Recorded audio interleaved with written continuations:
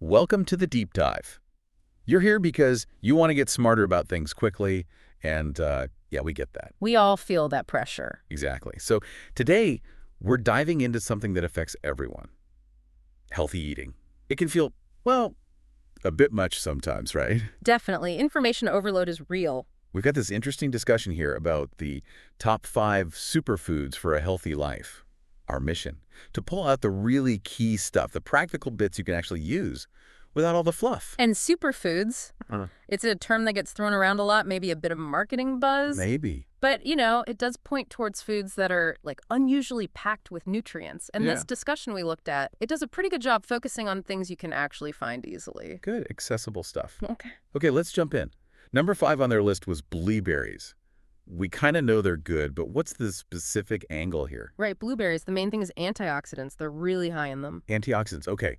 Remind us what they do again. Think of them as protectors for your cells. They help fight off damage from these unstable things called free radicals, sort of like preventing rust, but, inside your body. Got it. Cellular bodyguards. Yeah, basically. And the ones in blueberries, anthocyanins, they're called. There's some interesting research suggesting they might be particularly good for brain health. Brain health. Okay, now you're talking. So it's not just any antioxidant. Well, these specific ones seem maybe better at getting into the brain, which is pretty significant. Definitely something to think about. And how to eat them? Yeah. The suggestion was super simple, yogurt, smoothies. Exactly. Keep it easy. Stir them in, blend them up. No fuss. Makes sense. Sustainable habits, right? That's the key theme, really. Easy additions. All right, moving down the list. Number 4. Yeah. Kale. Uh-huh. Kale. It had its big moment a few years back. It really did. But there's substance behind the hype. So what makes it super? Well, it's just loaded with nutrients, vitamins A, C, K, loads of them. Plus, it's got a good amount of fiber. Right, fiber. Good for digestion, keeping things moving. Exactly. Really important for gut health. So it's doing more than just looking trendy in a salad bowl. Okay, so not just a fad. And yeah, salads, smoothies, those are the obvious ways to eat it. But they also mentioned kale chips. Yeah. Baked with a bit of olive oil and sea salt. That actually sounds pretty good, like a healthier chip alternative. It's a great way to make it more appealing, right? Huh. Take something super healthy and turns it into a crunchy snack you might actually crave. Good point. Okay, number 3, salmon. This one comes up all the time in health discussions. And for good reason. What's the main benefit highlighted here? Omega-3 fatty acids. That's the big one for salmon. Omega-3s. Those are the good fats. Yep, essential fats, meaning our bodies can't make them. We have to get them from our diet. Right. And why do we need them? Lots of reasons, but they're especially known for supporting heart health. And they also play a pretty big role in reducing inflammation throughout the body. Heart health, Yeah. lower inflammation. Those are major benefits. Well put. And the prep suggestions. Simple again.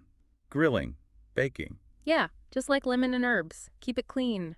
It seems like the theme is don't overcomplicate it. Absolutely. You don't need fancy sauces or complex recipes to get the benefits of these foods. It's about simplicity. Okay, hitting number 2 now. Quinoa.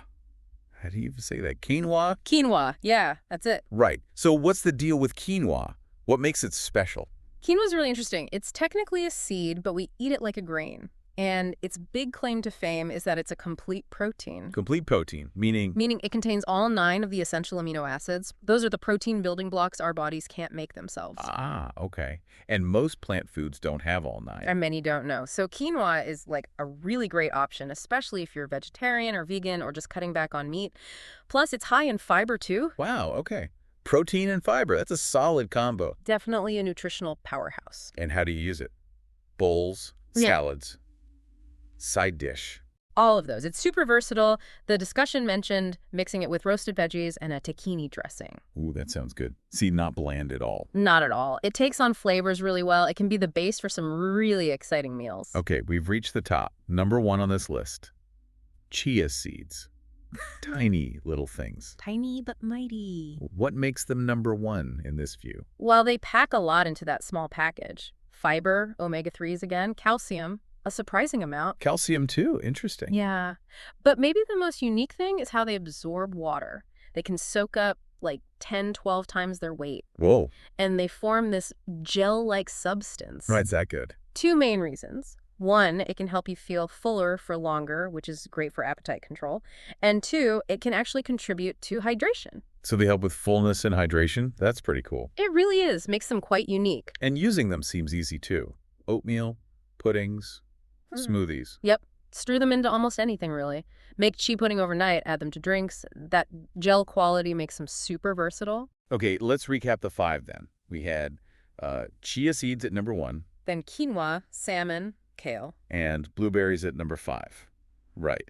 So stepping back, what's the big message here for someone listening? I think the main point is that these foods are just incredibly nutrient dense. You get a lot of bang for your buck, nutritionally speaking. Lots of vitamins, minerals, antioxidants, fiber, good fats, all the good stuff. Exactly. All packed in without necessarily being high in calories. They support overall health in, multiple ways. And what I liked is that none of it felt intimidating.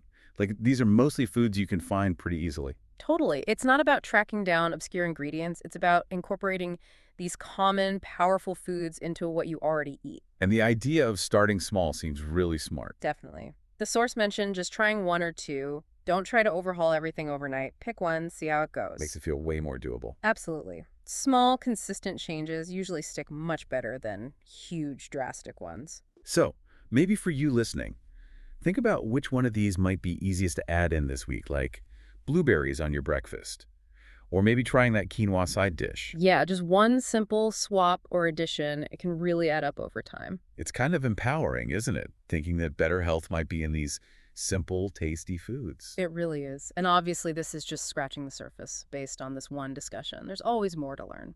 So, a final thought for you to chew on, maybe. Which one of these five genuinely appeals to you the most right now? Which one feels like an easy first step? Yeah, think about that because making that first small choice, that could genuinely be the start of some really positive long-term health benefits. It's worth exploring. Absolutely. Use this as a jumping off point. Get curious, look up some recipes, find ways to make these foods work for you. Every little bit helps on that journey to feeling your best.